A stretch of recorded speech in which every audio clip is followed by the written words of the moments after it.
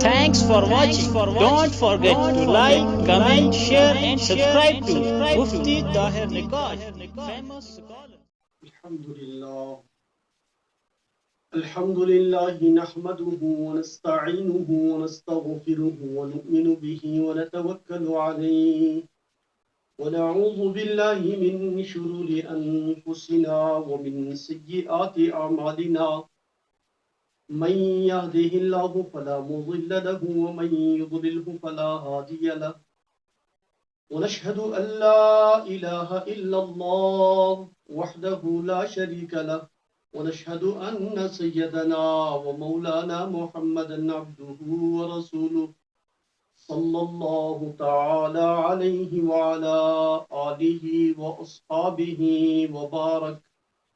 وبارك وسلم تسليما كثيرا. أما بعد فقد قال الله تبارك وتعالى في القرآن المجيد: أعوذ بالله من الشيطان الرجيم، بسم الله الرحمن الرحيم، الحمد لله رب العالمين الرحمن الرحيم مالك يوم الدين. صدق اللہ العظیم. معزز سامعین کرام، اللہ تبارک و تعالیٰ کے فضل و احسان سے اور اللہ تبارک و تعالیٰ کی مہربانی سے ہم سب صاحب ایمان ہیں. اسلام پر ہمارا ایمان ہے اور اسلام کو ہم سچا مذہب تسلیم کرتے ہیں، اور حقیقت بھی یہی ہے کہ دنیا میں اسلام سے زیادہ پاکیزہ اور اسلام سے زیادہ پرامن اور اسلام سے زیادہ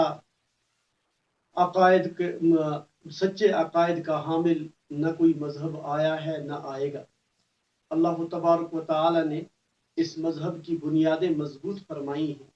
خود رب تعالی نے تمام مذاہب میں سے اسلام کے بارے میں اعلان فرما کر کہہ دیا کہ رضیت لکم الاسلام دینا، میں تمہارے لیے مذہب کے لیے اور تمہارے لیے عقائد کے اعتبار سے صرف اسلامی عقائد پر، اسلامی مذہب پر راضی ہوں.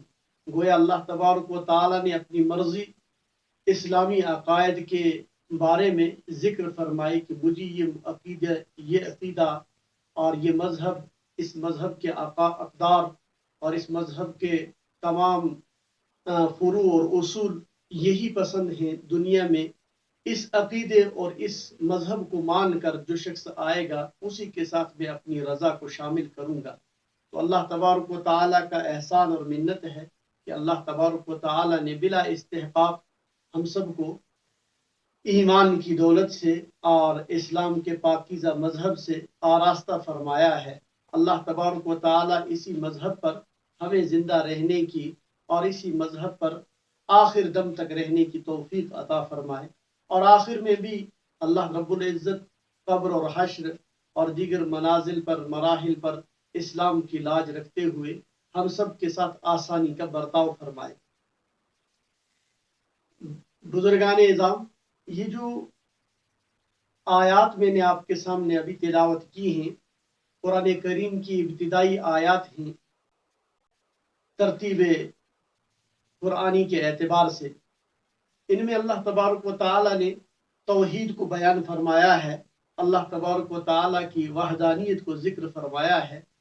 پہلے اللہ تبارک و تعالی کی چند صفات ذکر فرمائی ہیں جن سے ہمیں اسلام کی بنیاد معلوم ہوتی ہے. قرآن کہتا ہے الحمدللہ، کہ تمام کی تمام تعریفات، جتنی بھی تعریفیں دنیا کے اندر کی جا سکتی ہیں، چاہے وہ زبان سے کی جائیں یا اپنے کسی عمل کے اعتبار سے کی جائیں یا اپنے کسی عقیدے کے اعتبار سے کی جائیں، تو سب کی سب تعریفات للہ ثابت ہیں، وہ اللہ ہی کے لیے، رب العالمین، جو اللہ تمام جہانوں کا پروردگار ہے. رب اللہ تبارک و تعالیٰ کے لیے ایک مخصوص نام ہے جس کے معنی ہیں کسی کو زوال سے، کمزوری سے نکال کر تدریج کے ساتھ آہستہ آہستہ عروج تک پہنچانا، کمال تک پہنچانا. اللہ تبارک و تعالی اپنے لیے یہ نام استعمال فرما کر یہ بتلانا چاہتے ہیں کہ بندو تم کچھ بھی نہیں تھے، تمہاری طاقت نہیں تھی، تم بالکل نیست و نابود تھے، میں نے وہاں سے تم کو وجود میں لایا، آہستہ آہستہ تدریجاً تم کو ماں کے شکم کے اندر پہنچایا، پھر وہاں سے آہستہ آہستہ تدریج کے ساتھ تمہاری تربیت کی اور تمہاری ہڈی گوشت وغیرہ کو جوڑا، اور پھر ایک بڑے مرحلے کے بعد تمہارے اندر روح پھونک دی، جان ڈال دی، اور اس کے بعد تمہیں گوشت پوست وغیرہ تمام چیزوں کے ساتھ جیتا جاگتا ایک تنگ رستے سے گزار کر دنیا کا سفر کروایا، اور تم دنیا کے اندر آ گئے۔ یہ تمام مراحل طے کرانے والا اللہ کے سوا کوئی نہیں ہے، اسی کو رب کہتے ہیں۔ اور پھر دنیا میں بھی جب انسان یا دوسری کوئی بھی مخلوق جب پیدا ہوتی ہے، اس وقت اس کی وہ کیفیت نہیں ہوتی کہ وہ اپنے نفع نقصان کو سمجھ سکے یا اپنے نفع نقصان کے بارے میں کچھ فیصلہ کر پائے۔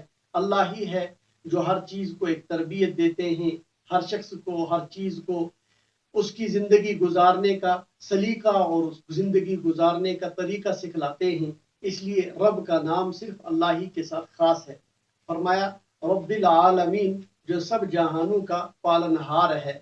وہ رب کیسا ہے؟ الرحمن، پہلی چیز اس کے اندر رحمت غالب ہے، شفقت غالب ہے، وہ اپنی مخلوق کے تئیں شفقت والا ہے، رحمت والا ہے، لہذا معمولی کسی شخص کے معمولی گناہ پر یا اس کی لغزش پر فوراً پکڑ نہیں فرماتا، کیونکہ اس کو اپنی مخلوق کے ساتھ محبت ہے، اس نے اپنی مخلوق کو پیدا کیا ہے، لہٰذا کوئی بھی خالق اپنی مخلوق کے ساتھ عداوت نہیں رکھتا۔ اللہ تبارک و تعالی بھی اپنی مخلوق کے ساتھ نہایت زیادہ رحیم ہیں، اپنی مخلوق کے تئیں سب سے زیادہ شفقت کرنے والے ہیں، لہٰذا ذکر فرمایا کہ وہ رحمان ہے۔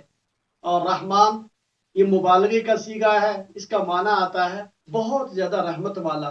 جس طرح بارش خوب زیادہ برسے، قطرات اس کے زیادہ ہوں، اور پھر وہ زمین کے ہر کونے تک اور زمین کے ہر حصے تک پہنچ جائے، اس کو مطار کہتے ہیں۔ اسی طرح سے رحمان یعنی اللہ تبارک و تعالی رحمان ہے، اس کی رحمت سے دنیا کا کوئی ذرہ یا کوئی بھی جگہ چھپی یا ظاہر جگہ وہ چھپی نہیں، وہ اس سے محروم نہیں ہے۔